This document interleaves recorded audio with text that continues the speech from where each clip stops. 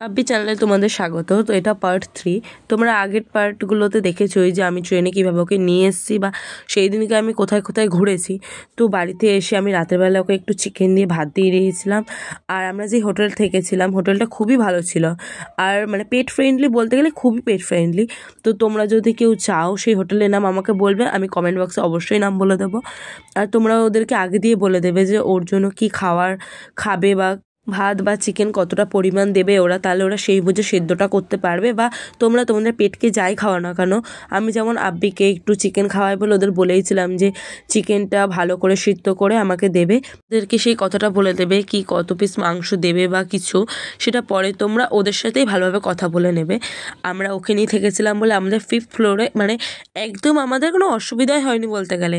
আমরা ওকে নিয়ে যখন ইচ্ছে বাইরে বেরিয়েছি, সারা ঘর বাড়িতে সব জায়গায় হোটেলে ঘুরেছে, কোনো অসুবিধা হয়নি ওর। আর ও ভালোভাবে ঘুমাতেও পেরেছে। আর আমাদের হোটেল থেকে সকালের ভিউটা এরকম ছিল, খুবই প্রাকৃতিক পরিবেশ ছিল। তোমাদের অবশ্যই ভালো লাগবে। তোমরা যদি চাও হোটেলের সাথে যোগাযোগ করতে আমাকে কমেন্ট করো।